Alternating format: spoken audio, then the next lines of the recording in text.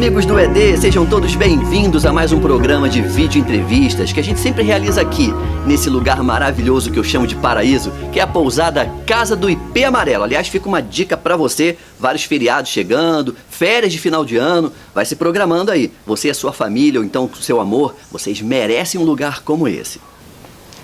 A entrevistada de hoje já sofreu as dores da perseguição política e do exílio. É Mônica Rabelo. E também temos um convidado especial, bem especial e surpresa. Continue com a gente.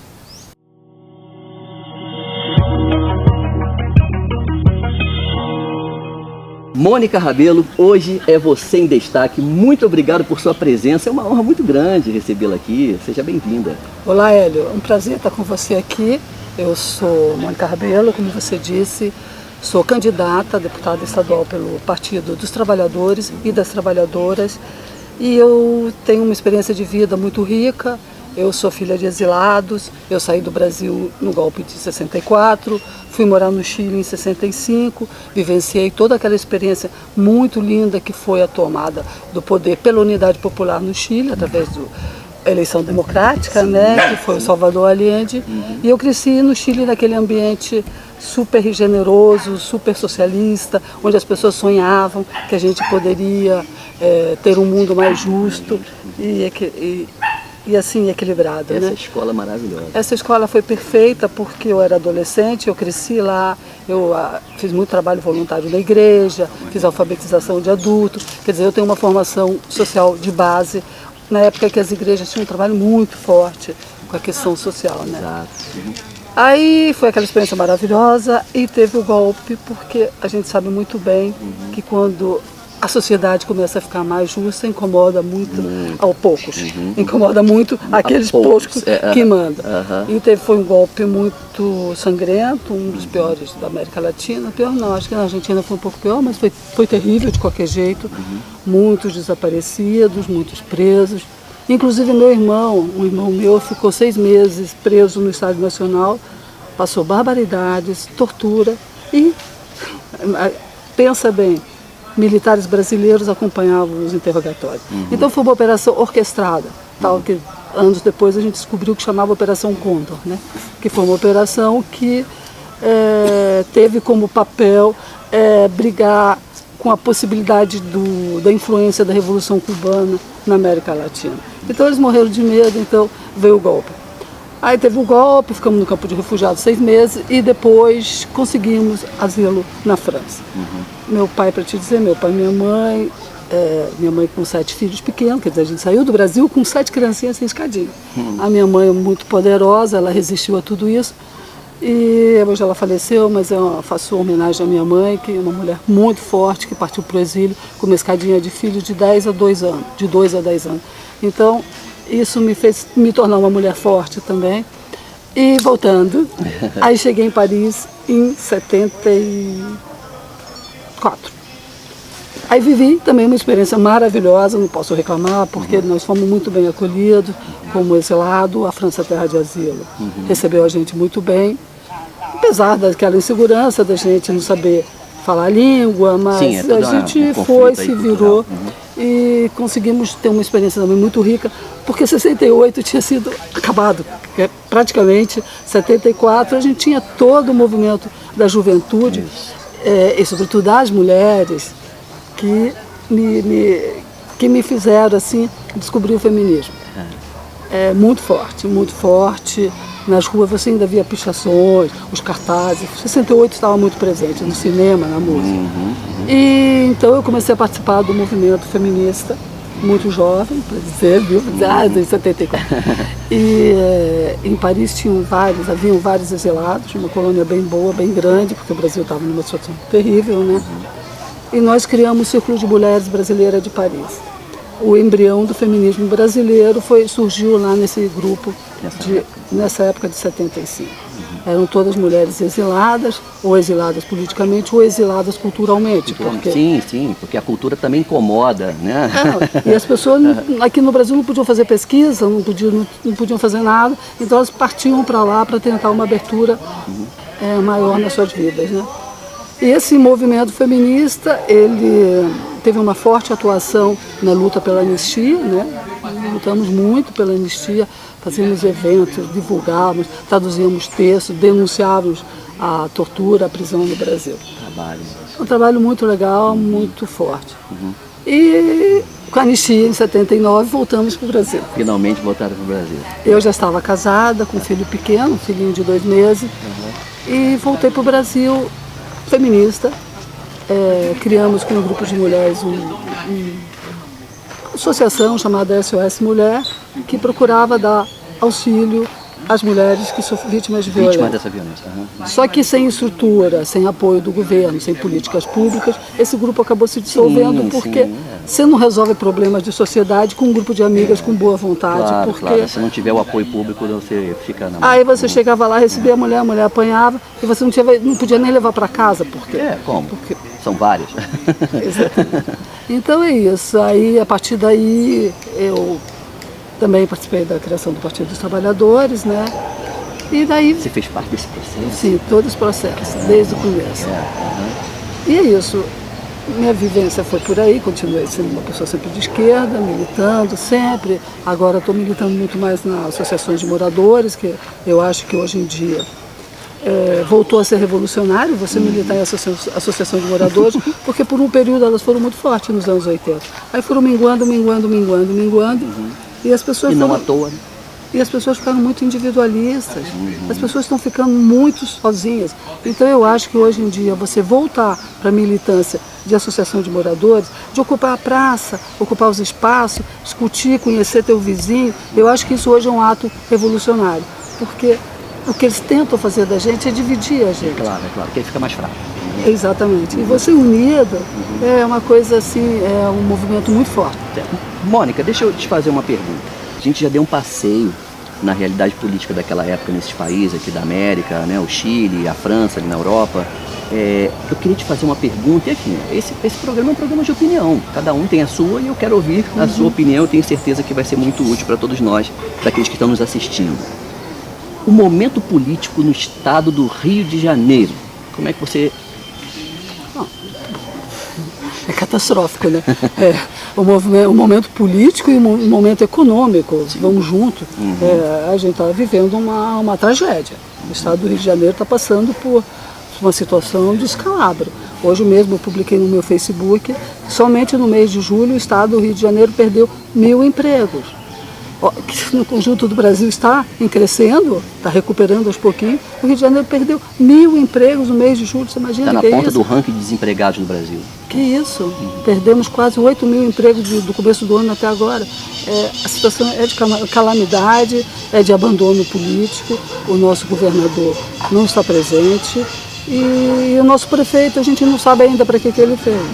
Quer dizer, o Rio de Janeiro, capital, estado... famílias morando na rua, não são mais pessoas assim, não. Você chega de noite, dormitório, pessoas com crianças, e pessoas que até pouco tinham emprego, tinham casa. Mas você perde o emprego, você perde a casa e vai, você sabe que é uma cascata, né?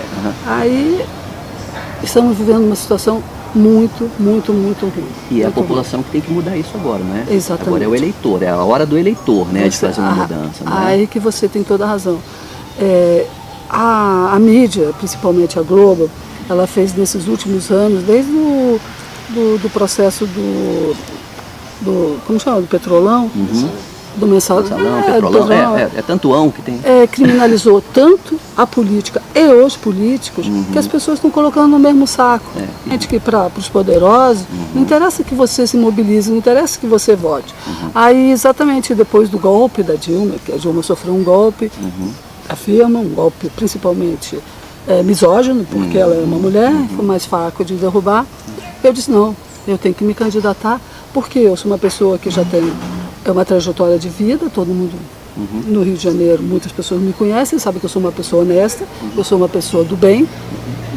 E com toda essa sua história, você está partindo agora pela primeira vez. Exatamente, para provar que a esquerda não é feita de criminosos, que nós não somos criminosos, nós não somos ladrões. Eu sou mãe de família, tenho 2 filhos, tive uma vida correta a vida toda e estou aqui botando a cara para dizer, votem gente, porque se vocês não votarem, eles vão fazer tudo, continuar fazendo todos os seus direitos, o SUS desmantelado, a educação sem verbas, pesquisa sem verbas, Minha Casa Minha Vida desmantelado. Gente, não dá para ter dignidade vivendo dessa maneira.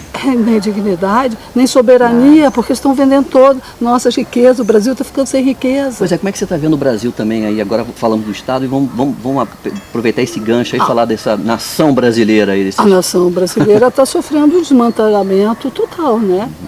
Privatização de tudo, privatização da Petrobras, privatização dos bancos que eles estão estudando. O Banco do Brasil estão querendo privatizar. E você não está criando emprego, você está criando precarizando o emprego. As pessoas não encontram mais emprego, não tem mais emprego. E a gente tem que pensar o Brasil. Sem dúvida. Não podemos parar de dizer. O que a gente vai fazer? Esse é o momento justamente de fazer aquela diferença que todos nós Exatamente. É aí que eu continuo dizendo, votem, gente, votem certo. E vem cá, não vote só no presidente, não. A gente tem que votar em senadores e deputados federais e olhar quem a gente está votando. Vai lá na cartelinha, estuda quem é esse sujeito, o que ele fez pelo Brasil. O cara está lá no Planalto há 10, 15 anos. Vai lá ver que projeto que ele aprovou, o que ele fez. Que a maioria esquece. Eu pergunto para você lembra quem você votou? Não sei. Não pode. Não dá, pode. Né? Não dá mais para ser assim. Tem que se ter um Exatamente. cuidado, o mesmo cuidado para escolher os majoritários, também tem que ter seu cuidado de votar, no caso aqui da nossa Assembleia Legislativa, para o Congresso Nacional. Mas vem cá, me diz uma coisa, e quem será a Mônica Rabelo na Alerj? Bom, primeiro eu vou ser uma mulher de luta, porque nós mulheres estamos cada vez mais empoderadas, mais decididas, e a gente arregaçou as mangas. Por exemplo, no PT estamos com uma bancada bem forte de mulheres, e mulheres brabas, mulheres que querem mudar e querem fazer uma limpeza na Alerj, querem ocupar o poder. E está muito fora do lugar nessa questão do número de mulheres. 10% em média. É muito pouco, tá muito distante, muito né? pouco, e nós temos que mudar isso, porque nós somos 52% da população e nós estamos cada vez mais capacitados e mais preparados. Apesar de continuando ganhando 30% a menos que qualquer homem, qualquer profissão. Apesar de ter mais estudo, a gente continua ganhando. Então, o que a Mônica vai fazer? A Mônica vai olhar para o estado todo, porque não adianta a gente ser deputado estadual e olhar só para a região metropolitana do Rio de Janeiro. Porque a maioria dos deputados, eles ficam ali pensando no Rio metropolitano. Mas o Rio de Janeiro é complexo. Nós temos regiões pobres de trabalho, temos regiões ricas de trabalho e temos regiões com potenciais que podem trazer riqueza para o Estado. Sem dúvida, né? O que a gente tem que fazer? Tem que potencializar, né? Exatamente. E criar empregos perto das pessoas, porque as pessoas, por exemplo, não moram aqui em Japeri ou Miguel Pereira e tem que andar 2 horas para chegar no Rio de Janeiro. Por que a gente não pode criar empregos aqui? Essa Mônica pretende estudar, fazer estudo junto com vocês, junto com a população, para ver as necessidades. E olhar para o Estado todo o Estado do Rio de Janeiro. Mônica, vamos falar um pouquinho do perfil do eleitor brasileiro, o eleitor do Estado do Rio de Janeiro. Você acha que tudo isso de ruim que a gente assiste todos os dias, que virou a pauta, né, do jornalismo das grandes empresas de informação e notícia, você acha que isso de alguma forma colaborou para que o nosso eleitor hoje seja um pouco mais exigente, preste mais atenção, né, entenda melhor o poder e a grandeza do seu voto? Eu acho que, como eu falei, como eles criminalizaram muito a política, o eleitor está querendo se abster de ir às urnas. Isso é muito triste, isso é muito ruim para uma democracia, porque uma democracia é feita de votos, e a gente precisa do votos de todos. Eu acho que ele também está muito crítico, e eu espero que ele seja bem crítico para poder escolher bem, para ele poder se certificar de quem ele está votando. Certo. Mônica, se você me permite, porque afinal de contas nós temos aqui um convidado especial, né, que está vindo de um lugar muito distante, Garanhuns, lá em Pernambuco, né, e eu gostaria de pedir a sua gentileza de ceder esse espaço, essa nossa conversa com ele. Com muito prazer, com muito gosto, porque é uma pessoa maravilhosa, vocês vão gostar, ele é uma pessoa mágica. Então vamos lá, vamos chamar José Moura de Mello, vem fazer parte aqui com a gente dessa nossa conversa agradável aqui, por favor, sente-se aqui com a gente. Prazer, seja muito bem-vindo, muito obrigado. Meu querido, que lugar bonito, né? Para os nossos espectadores, José Moura de Mello é primo do nosso ex-presidente Lula, Luiz Inácio Lula da Silva, prazer recebê-lo aqui imenso, muito obrigado. Eu estava conversando aqui ainda há pouco com a nossa candidata, Mônica Rabelo, falando sobre o perfil dos políticos, o perfil dos eleitores, né? E como é que você está vendo esse cenário todo aí, essa confusão toda, esse Brasilzão aí que a gente fica se pensando, afinal, vai ou não vai? Boa tarde a todos aqui presentes, aos amigos ouvintes que estiveram nos ouvindo nesse momento ou depois. Veja só, o momento político hoje é um momento muito difícil do país, porque eu acompanhei a política há 30 anos, posso dizer. E dos últimos 30 anos para cá nós não vimos ninguém com interesse, entre aspas, menos uma pessoa, com interesse de fazer nada por o país. O pessoal só tem interesse de fazer coisa própria. Outros querem fazer obras grandes para o país, para se beneficiar. Agora, para o povo, até hoje, a gente só conheceu um. Tanto é que fazem obras grandes, mas não nem terminam, né? Começa a fazer obras grandes e deixa para lá. E essa pessoa que a gente vê de fazer as coisas para o povo, que quem precisa é o povo. O povo é quem precisa das coisas, o povo é quem precisa de comer, de vestir, de andar, de se movimentar, de trabalhar e de viver. Então só quem fez as coisas para esse pessoal até hoje foi o Luiz Inácio Lula da Silva, e por isso que ele está pagando caro por isso. Porque ele não é covarde, ele é um homem do povo, ele não é uma pessoa do outro lado, ele é um homem do povo que apoia o povo. Ele, se a gente olhar direito, eu digo isso, mas o povo inteiro pode olhar. Quem foi que deu trabalho ao povo? Quem foi que deu casa ao povo morar? Quem foi que deu escola? Quem foi que deu... Dignidade. Pois é. Quem foi que deu dignidade? Quem foi que deu educação? A gente não tinha, há 20 anos atrás, eu posso dizer, era poucas os pais de família de classe média que botavam o filho na faculdade. Hoje, durante o governo dele, e hoje o que é que a gente vê? O filho de um trabalhador, de um guarda noturno, como se ele quer um trabalhador, um filho de um trabalhador alugado, um cidadão do campo, um trabalhador, um vaqueiro, hoje ele pode formar um filho. Uma empregada doméstica hoje, ela pode formar uma filha. Você acha que o ingresso do filho do pobre, vamos usar essa expressão aqui com permissões, nas faculdades, né? Você acha que a classe média baixa, frequentando aeroportos, né, fazendo suas viagens, você acha que isso incomodou o que chamam de classe dominante? Meu amigo, é justamente isso que está incomodando eles, porque eu vou dar só um exemplo. O senhor é dono de uma emissora de televisão. O senhor é dono de uma indústria que tem 200 ou 300 funcionários. O senhor é um fazendeiro que tira 5 mil litros de leite. Ou vice-versa. Aí quando você chega em casa, à noite, aí seu menino chega e começa a conversar com você, aí diz: papai, amanhã eu vou trazer um amiguinho meu para brincar comigo aqui. Tá certo, meu filho? Quando é no outro dia o menino chega, você começa a conversar com ele, aí diz: que é esse menino? Esse não é filho de fulano tal. Que é filho tal? Seu vigia, papai, o nosso vigia, ele não vai aceitar. Ele não vai aceitar, se você é rico, não vai aceitar que seu filho estude no colégio onde está o filho do seu empregado. Então é isso que incomoda o povo. É isso que incomoda a elite. Quer dizer, Mônica, quer dizer que ainda essa coisa da diferença social ainda é muito forte ainda na nossa cultura? O nosso passado escravocrata não permite tudo isso, o racismo, o classismo. A classe média, ela se acha superior, porque ela precisa se achar, porque ela era explorada igual, mas ela acha que não pertence aos ricos, e a gente sabe muito bem que não pertence aos ricos, classe média está mais para pobre, mas ela precisa dessa diferença para poder se sentir realizada e não frustrada, porque a sociedade cobra que a gente seja pessoas realizadas, digamos, com realizações que às vezes você não consegue. Que não chegam lá, não interessa, né? Exatamente. Olha, Mônica, a nossa conversa foi sensacional. José, muito obrigado por você compor com a gente, né? Vir de tão longe aqui, poder dar uma contribuição da sua história. E fala que você veio aqui para me apoiar. Pois é, que apoio bom isso, hein? Agora, mas nós chegamos no nosso finalzinho, né? E eu gostaria agora de te dar a oportunidade para fazer as suas considerações finais para esse público que acompanhou a gente nessa entrevista até agora. Por favor, fique à vontade.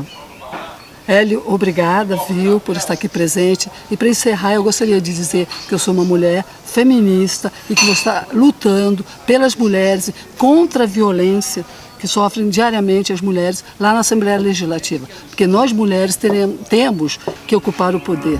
É isso, boa noite. Mônica Rabelo, no Você em Destaque. Muito obrigado. Obrigada.